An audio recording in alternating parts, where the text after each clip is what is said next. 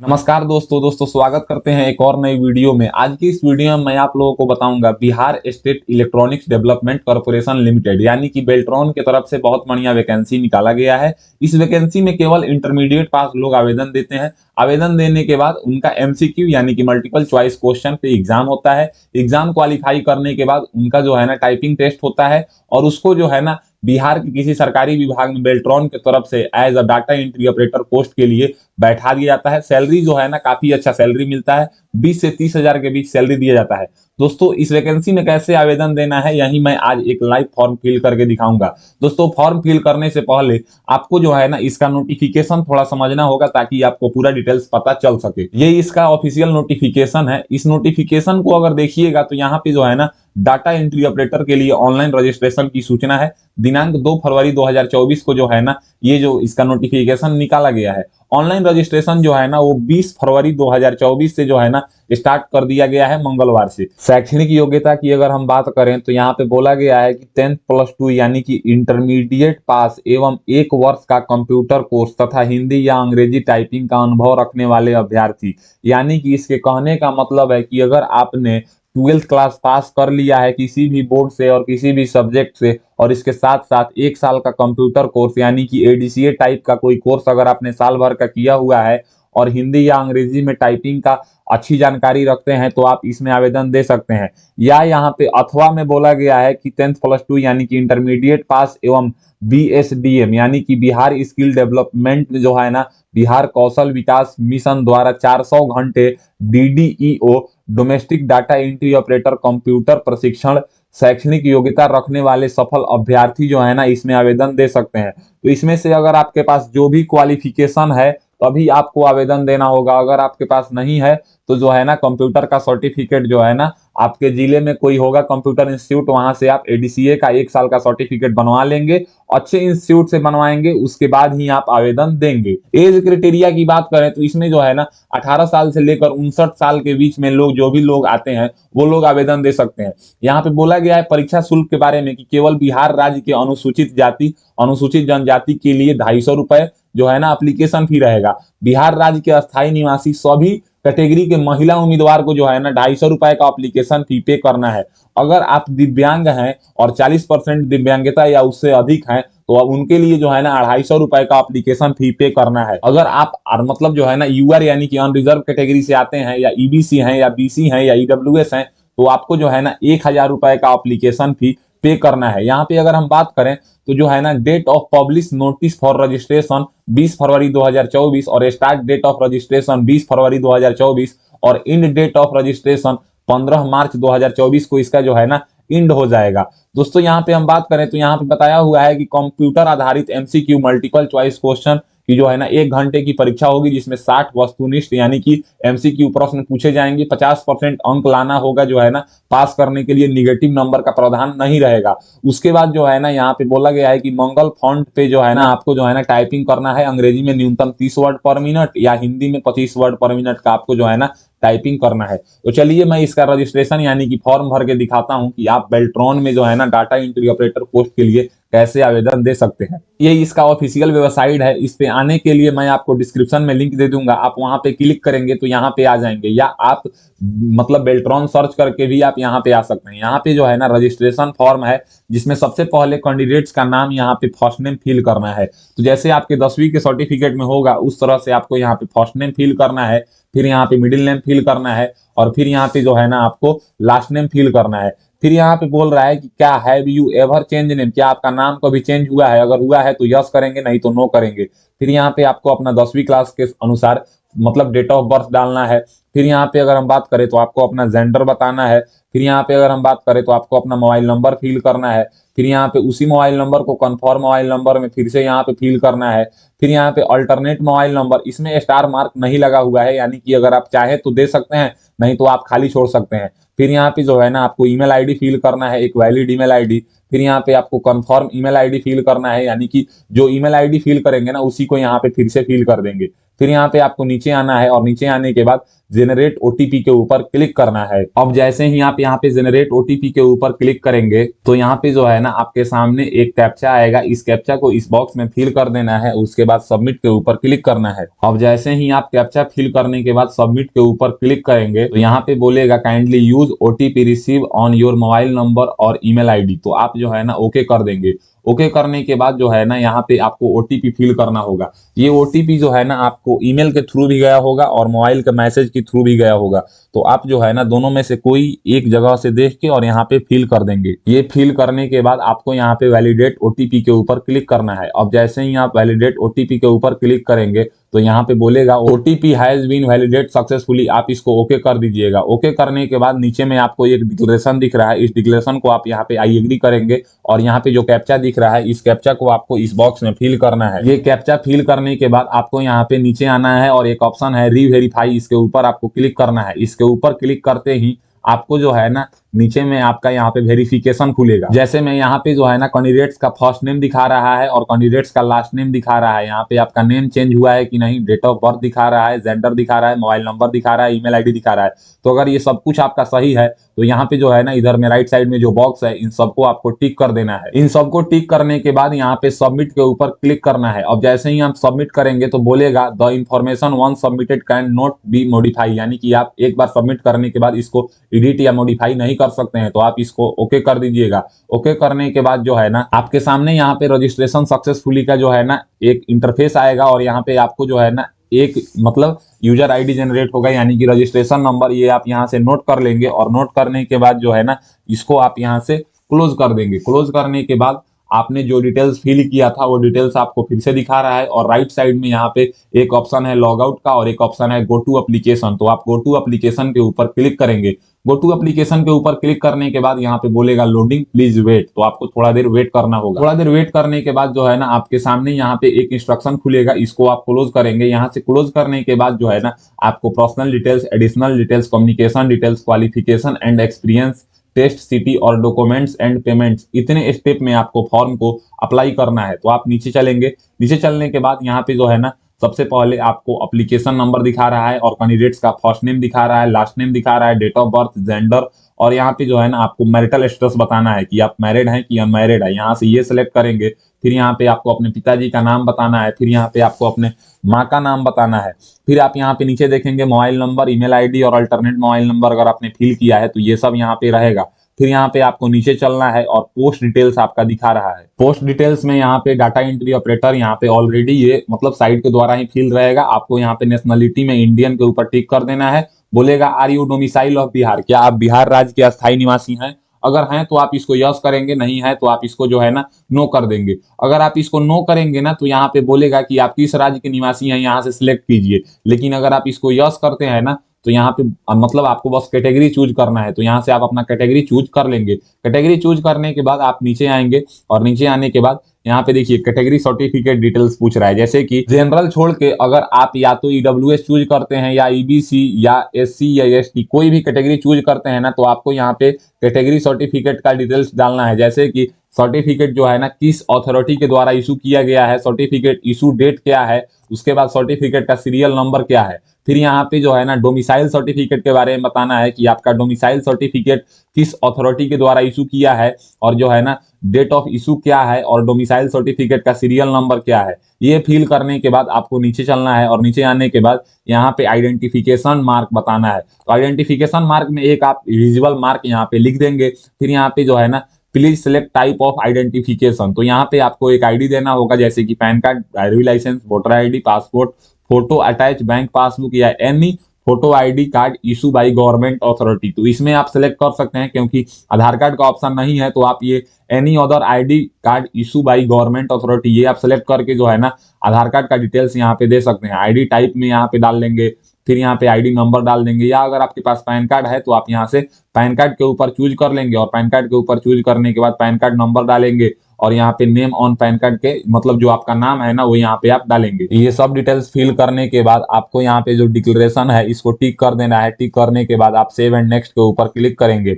Save and next करते ही बोलेगा data save successfully, आप इसको ओके कीजिएगा।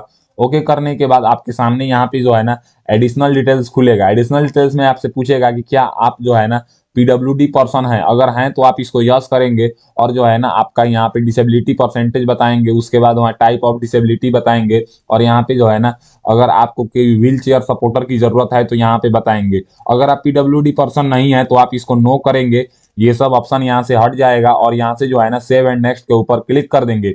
सेव एंड नेक्स्ट करते ही बोलेगा डाटा सेव्ड सक्सेसफुली, आप इसको ओके कीजिएगा। ओके करने के बाद यहाँ पे परमानेंट एड्रेस का डिटेल्स आपसे मांगेगा। परमानेंट एड्रेस में यहाँ पे आपको एड्रेस लाइन 1 फिल करना है, तो जैसे कि आप मान लीजिए यहाँ पे विलेज पोस्ट फिल कर दीजिएगा यहाँ पे, फिर एड्रेस लाइन 2 पूछ रहा है तो यहाँ पे आप पुलिस स्टेशन फिल कर सकते हैं। कंट्री यहाँ पे ऑलरेडी है, स्टेट ऑलरेडी है, डिस्ट्रिक्ट यहाँ से आपको अपना सिलेक्ट करना होगा, फिर यहाँ पे आपको अपना पिन कोड नंबर फिल करना होगा। फिर यहाँ पे उसके बाद बोल रहा है करस्पॉन्डेंस एड्रेस, तो फिर आपको यहाँ पे एड्रेस लाइन 1 फिल करना है, फिर एड्रेस लाइन 2 फिल करना है, फिर यहाँ पे कंट्री जो है ना आपको फिल करना है, फिर यहाँ पे स्टेट फिल करना है, फिर यहाँ पे डिस्ट्रिक्ट फिल करना है, फिर यहाँ पे पिन कोड नंबर फिल करना है। अगर आपका दोनों एड्रेस सेम है तो आप सेम सेम फिल करेंगे, अगर दोनों अलग अलग है तो आप दोनों अलग अलग फिल करेंगे। ये फिल करने के बाद आपको यहाँ पे सेव एंड नेक्स्ट के ऊपर क्लिक करना है। अब जैसे ही आप यहाँ पे सेव एंड नेक्स्ट के ऊपर क्लिक करेंगे तो यहाँ पे बोलेगा डाटा सेव सक्सेसफुली, यानी कि आपका कम्युनिकेशन डिटेल्स भी सेव हो चुका है। अब आपको यहाँ पे एजुकेशन डिटेल्स फिल करना है। एजुकेशन डिटेल्स में जो है ना सबसे पहले यहाँ पे देखिए, सबसे पहले आपसे बोला जा रहा है कि मैट्रिकुलेशन 10th का डिटेल्स आपको फिल करना है। तो आपको यहाँ पे जो है ना नेम ऑफ बोर्ड, यानी कि आप 10वीं क्लास किस बोर्ड से पढ़ाई किए हैं, किस स्कूल से पढ़ाई किए हैं, यहाँ पे जो है ना आपको फिल करना है। उसके बाद यहाँ पे जो है ना आपका परसेंटेज था कि सीजीपीए था, यहाँ पे बताएंगे। तो यहाँ पे परसेंटेज है, सीजीपीए है, ग्रेड है, तो ये आपको यहाँ से सिलेक्ट करना है कि आप परसेंटेज में पास किए हैं कि सीजीपीए में। ये सिलेक्ट करते ही मान लीजिए कि हम परसेंटेज सिलेक्ट किए तो यहाँ पे मार्क ऑब्टेंड पूछ रहा है कि कितना नंबर मुझे प्राप्त हुआ था, फिर यहाँ पे कितने नंबर का मेरा एग्जाम हुआ था यहाँ पे फिल करना है। परसेंटेज वह खुद ले लेगा। फिर यहाँ पे ईयर ऑफ पासिंग आपको सिलेक्ट करना है कि आप किस ईयर में जो है ना 10th क्लास पास किए हैं। ये सिलेक्ट करने के बाद आपको यहाँ पे सिलेक्ट करना होगा जैसे एसेंशियल क्वालिफिकेशन, तो इसमें आपको यहाँ पे 12th है, ग्रेजुएशन है, मास्टर है, तो आप यहाँ से 10th + 2 यानी कि 12th सेलेक्ट कीजिएगा, या अगर आप चाहे आप ग्रेजुएशन कर लिए हैं तो ग्रेजुएशन भी सिलेक्ट कर लीजिएगा। ये सिलेक्ट करने के बाद आपको यहाँ पे जो है ना नेम ऑफ द बोर्ड, आपको अपने बोर्ड का नाम बताना होगा कि आप 12th जो है ना किस बोर्ड से पास किए हैं। स्कूल का नाम बताना होगा कि आप किस स्कूल से पास किए हैं। यहाँ पे आप सब्जेक्ट बताएंगे कि कौन कौन से सब्जेक्ट जो है ना आप पढ़ाई किए हैं। जैसे कि मान लीजिए 12th में कई लोग आर्ट्स लेते हैं, कई लोग कॉमर्स लेते हैं, कई लोग साइंस लेते हैं। तो अगर आप साइंस लिए हैं तो अपने मार्कशीट पे देखेंगे जो जो सब्जेक्ट होगा वो सब्जेक्ट का नाम लिखेंगे। कॉमर्स लिए हैं तो जो सब्जेक्ट होगा वो सब्जेक्ट का नाम लिखेंगे। आर्ट्स है तो आर्ट्स में जो सब्जेक्ट होगा उस सब्जेक्ट का नाम लिखेंगे, मार्कशीट पे देख के ही लिखेंगे। फिर यहाँ पे आपको बताना है कि आप परसेंटेज में पास किए हैं कि सीजीपीए में, ये यहाँ से सिलेक्ट कीजिएगा। फिर यहाँ पे आपको जो है ना अगर परसेंटेज में पास किए हैं तो कितना नंबर आपको प्राप्त हुआ है और कितने नंबर यानी कि मैक्सिमम कितने नंबर का आपका एग्जाम हुआ है, परसेंटेज वो ले लेगा। और ईयर ऑफ पासिंग जो है ना आपको यहाँ से सिलेक्ट कर लेना होगा। ईयर ऑफ पासिंग सिलेक्ट करने के बाद आपको यहाँ पे बोलेगा टाइपिंग मीडियम डिटेल्स, तो आपको जो है ना आपको बताना होगा कि आप हिंदी में टाइपिंग देंगे कि इंग्लिश में देंगे कि हिंदी एंड इंग्लिश दोनों में देंगे। तो जिसमें आपका टाइपिंग मतलब स्पीड बढ़िया है वो लैंग्वेज आप यहाँ से सिलेक्ट कर लेंगे। अगर मान लीजिए कि आप दोनों में आप बहुत अच्छी जानते हैं तो आप हिंदी एंड इंग्लिश दोनों सिलेक्ट कर सकते हैं। ये यहाँ पे टाइपिंग डिटेल्स चूज करने के बाद आपको जो है ना यहाँ पे सबसे पहले देखिए कंप्यूटर जो है ना यहाँ पे computer of BSDM course details, तो सबसे पहले आपको यहाँ पे सिलेक्ट करना होगा कि आप जो है ना 1 ईयर्स का कंप्यूटर कोर्स किए हैं या यहाँ पे DDEO course qualify for BSDM 400 horse, तो ये अगर आप किए हैं तो ये सिलेक्ट करेंगे। नहीं तो आप यहाँ पे जो है ना 1 ईयर्स का कंप्यूटर कोर्स चूज करेंगे। जो भी आप चूज करेंगे ना उसके अकॉर्डिंग यहाँ पे इंस्टीट्यूट पासेड फ्रॉम, किस इंस्टीट्यूट से आप पास किए हैं, इंस्टीट्यूट रिकॉग्नाइज और नॉट, तो ये आप यहाँ से यस नो में करके बताएंगे। फिर यहाँ पे जो है ना मंथ एंड ईयर आप जो है ना यहाँ पे पासिंग बताएंगे। फिर यहाँ पे एनी अदर कोई क्वालिफिकेशन है तो आप उसके बारे में बताएंगे। जैसे कि कोई अदर क्वालिफिकेशन है तो यहाँ से आप अदर सिलेक्ट कर लेंगे और अदर कोई क्वालिफिकेशन डिग्री का नाम बताएंगे, उस क्वालिफिकेशन के इंस्टीट्यूट का नाम बताएंगे, उसमें कौन कौन से सब्जेक्ट पढ़ाई किए थे यहाँ से सिलेक्ट करेंगे। सब्जेक्ट सिलेक्ट करने के बाद जो है ना month and year passing select करेंगे। परसेंटेज यहाँ से सिलेक्ट करेंगे, परसेंटेज है कि सीजीपीए है। फिर यहाँ पे मैक्सिमम कितने नंबर का जो है ना आपका एग्जाम हुआ था यहाँ पे फिल करना है। और यहाँ पे मार्क ऑब्टेंड यानी कितना नंबर प्राप्त हुआ था ये यहाँ पे फिल करना है। ये फिल करने के बाद आपको यहाँ पे सेव एंड नेक्स्ट के ऊपर क्लिक करना है। अब जैसे ही आप यहाँ पे सेव एंड नेक्स्ट के ऊपर क्लिक करेंगे तो यहाँ पे जो है ना आपका क्वालिफिकेशन डिटेल सेव हो जाएगा और आपके सामने आएगा डाटा सेव सक्सेसफुली, आप इसको ओके कर दीजिएगा। ओके करने के बाद यहाँ पे जो है ना सेंटर जो रहेगा वो तीनों का तीनों बिहार में रहेगा। अब आपको जो है ना स्टेट बिहार रहेगा, आपको यहाँ पे प्रेफरेंस देना होगा कि आप कौन कौन से सिटी में देना चाहते हैं। जैसे सबसे पहले 1 नंबर पे यहाँ पे जो है ना, जहाँ जहाँ पे एग्जाम होगा, जैसे कि पटना में होगा, मुजफ्फरपुर में होगा, भागलपुर, पूर्णिया, दरभंगा, आरा में होगा। तो यहाँ से आपको अपना 1 नंबर चूज करना है सेंटर। फिर यहाँ पे 1 नंबर चूज करने के बाद फिर यहाँ पे 2 नंबर चूज करना है, और फिर यहाँ पे 3rd नंबर सेंटर आपको चूज करना होगा। ये सेंटर चूज करने के बाद आपको यहाँ पे सेव एंड नेक्स्ट के ऊपर क्लिक करना है। अब जैसे ही आप सेव एंड नेक्स्ट करेंगे, डाटा सेव सक्सेसफुली, आप इसको ओके कर दीजिएगा। ओके करने के बाद यहाँ पे जो है ना, आपको एक पासपोर्ट साइज फोटो अपलोड करना है, और एक आपको जो है ना यहाँ पे सिग्नेचर अपलोड करना है। उसके बाद अगर हम बात करें तो यहाँ पे आपको डोमिसाइल सर्टिफिकेट अपलोड करना है। जो भी बिहार के कैंडिडेट्स हैं उन सब लोगों को अपलोड करना है। और आप अगर रिजर्वेशन कैटेगरी से फॉर्म भर रहे हैं, जैसे ईडब्ल्यूएस हो गया, SC ST EBC BC, तो उसका सर्टिफिकेट अपलोड करना है। फिर यहाँ पे जो है ना, आपको एक अपलोड जो है ना 10th का सर्टिफिकेट अपलोड करना है। फिर अगर हम बात करें तो यहाँ पे आपको 10th का मार्कशीट अपलोड करना है। फिर अगर हम बात करें तो एसेंशियल क्वालिफिकेशन, यानी कि आपको अपना वो सर्टिफिकेट अपलोड करना है जिसको हम 12th क्लास सर्टिफिकेट बोलते हैं ना, उसको अपलोड करना है। फिर यहाँ पे जो है ना, आपको एसेंशियल क्वालिफिकेशन का मार्कशीट, यानी कि आपको 12th का मार्कशीट अपलोड करना है। फिर यहाँ पे जो है ना, आपको अपना डिग्री कोई क्वालिफिकेशन अगर है, हायर क्वालिफिकेशन, तो उसको अपलोड करेंगे। अगर नहीं है तो आप स्टार मार्क नहीं है, आप इसको खाली छोड़ देंगे। फिर यहाँ पे अपलोड 1 ईयर कंप्यूटर कोर्स का सर्टिफिकेट अपलोड करना है। और यहाँ पे अदर कोई डॉक्यूमेंट्स आप अगर अपलोड करना चाहते हैं तो यहाँ पे अपलोड करेंगे, नहीं तो ये खाली छोड़ देंगे, क्योंकि जो है ना, इसमें स्टार मार्क नहीं लगा हुआ है। और नीचे देखेंगे तो आपको यहाँ पे नाम दिखाएगा और कैटेगरी के अनुसार पैसा दिखाएगा। अगर हम यहाँ पे ये अपलोड करने की बात करें तो यहाँ पे देखिए, सबसे पहले जो है ना, फोटो का यहाँ पे कितना साइज में अपलोड करना है तो यहाँ पे बताया हुआ है। तो फोटो आपका अपलोड होगा वो 50 से, मैक्सिमम फाइल 80 KB होगा, मिनिमम फाइल जो है ना वो 50 KB होगा, यानी कि 50 से 80 KB के बीच में आपको फोटो अपलोड करना है। और जो आपको सिग्नेचर अपलोड करना है वो भी आपको 50 से 80 KB के बीच ही अपलोड करना है। और जो डोमिसाइल सर्टिफिकेट हो गया या कैटेगरी सर्टिफिकेट हो गया, ये सबको जो अपलोड करना है ना, इन सबको आपको 100 KB से लेकर 300 KB के बीच में अपलोड करना है। मतलब जो डॉक्यूमेंट्स अपलोड करना है वो आपको 100 KB से लेकर 300 KB के बीच में, और फोटो सिग्नेचर को 50 से 80 KB के बीच में। तो ये अपलोड करने में अगर आपको परेशानी आ रही है तो आप लोग जाकर देखेंगे, मेरे चैनल पे इसका एक पर्सनल वीडियो उपलब्ध है, वहां से देख के रिसाइज करके आप लोग अपलोड कर लेंगे। सभी डॉक्यूमेंट्स को अपलोड करने के बाद आप यहाँ पे व्यू अपलोड फोटो के ऊपर क्लिक करके अपना फोटो देख लीजिएगा। फिर यहाँ पे जो है ना, व्यू के ऊपर क्लिक करके सिग्नेचर देख लीजिएगा। इस तरह से मैं केवल फोटो और सिग्नेचर ही देख सकता हूँ, क्योंकि मैं आगे का डॉक्यूमेंट्स नहीं दिखा सकता सिक्योरिटी रीजन के चलते। आप लोग सारा डॉक्यूमेंट्स बारी बारी से व्यू करके देख लीजिएगा। ये सब देखने के बाद आप नीचे आएंगे। नीचे आने के बाद जो है ना, आपको कैटेगरी के अनुसार यहाँ पे पैसा दिखाएगा। तो यहाँ पे जो है ना, चूज योर पेमेंट मोड में हम ऑनलाइन के ऊपर क्लिक कर दीजिएगा और नीचे में चलिएगा। नीचे में आपको जो है ना 5 डिक्लेरेशन मिलेगा। इस 5 डिक्लेरेशन को जो है ना आपको टिक कर देना है। और 5 डिक्लेरेशन को टिक करने के बाद जो है ना, यहाँ पे एक कैप्चा दिखाई दे रहा है, इसको इस बॉक्स में फिल कर देना है। कैप्चा फिल करने के बाद जो है ना, आपको यहाँ पे प्रीव्यू के ऊपर क्लिक करना है। प्रीव्यू के ऊपर क्लिक करते ही जो है ना, आपके सामने आपका एप्लीकेशन फॉर्म खुलेगा। इस एप्लीकेशन फॉर्म में जो है ना, जो भी डिटेल्स आपने फिल किया है ना, उन सभी डिटेल्सों को दिखा रहा है। आप एक बार इनको अच्छे से देख लेंगे, और देखने के बाद जो है ना, इसको कट करेंगे, और कट करने के बाद यहाँ पे सबमिट के ऊपर क्लिक करेंगे। अब जैसे ही आप यहाँ पे सबमिट के ऊपर क्लिक करेंगे तो यहाँ पे जो है ना, आपको अपने कैटेगरी के अनुसार एप्लीकेशन फी दिखाएगा। इस एप्लीकेशन फी को आपको पे करने का माध्यम जो है ना, सबसे पहले यहाँ पे क्रेडिट कार्ड है, उसके बाद डेबिट कार्ड है, उसके बाद इंटरनेट बैंकिंग है, उसके बाद वॉलेट कैश है, उसके बाद QR है, उसके बाद UPI है। तो अगर आप डेबिट कार्ड से करना चाहते हैं तो यहाँ पे कार्ड नंबर डालेंगे, एक्सपायरी मंथ डालेंगे, एक्सपायरी ईयर डालेंगे, CVV डालेंगे, कार्ड होल्डर नेम डालेंगे, और यहाँ पे मेक पेमेंट के ऊपर क्लिक करेंगे। तो आपके जो है ना, रजिस्टर मोबाइल नंबर पे 6 अक्षर का OTP जाएगा। उस OTP को डालते ही आपका पेमेंट हो जाएगा। लेकिन इससे भी आप आसान ऑप्शन है यहाँ पे QR, तो QR के ऊपर आप क्लिक करेंगे और यहाँ पे मेक पेमेंट के ऊपर क्लिक करेंगे। मेक पेमेंट के ऊपर क्लिक करते ही आपका पैसा दिखाएगा, और प्रोसीड विथ पेमेंट के ऊपर आप क्लिक करेंगे। ये प्रोसीड विथ पेमेंट के ऊपर क्लिक करते ही जो है ना, आपके सामने यहाँ पे एक जो है ना QR कोड जनरेट होके आ जाएगा। इस QR कोड को आप अपने मोबाइल बैंकिंग यानी कि फोन पे, गूगल पे, पेटीएम से स्कैन कीजिएगा और पेमेंट कीजिएगा। पेमेंट करते ही जो है ना, आपका एप्लीकेशन फॉर्म सक्सेसफुली सबमिटेड हो जाएगा। तो आज की इस वीडियो में आपको पता चल गया होगा कि बेल्ट्रॉन के द्वारा बहुत बढ़िया इंटरमीडिएट पास कैंडिडेट्स के लिए डाटा एंट्री ऑपरेटर का फॉर्म निकाला गया था। इस फॉर्म को आप घर बैठे कैसे भरेंगे। अगर मेरी दी हुई जानकारी आपको पसंद आता है तो मेरे वीडियो को लाइक कीजिए, एंड ऐसे ही इंफॉर्मेटिव वीडियो के लिए मेरे चैनल को सब्सक्राइब कीजिए। आज के लिए बस इतना ही, मैं आपसे विदा लेना चाहूंगा। तब तक आप लोग देखते रहिए मेरा यूट्यूब चैनल फॉर्म फिलअप की नॉलेज। जय हिंद, जय भारत।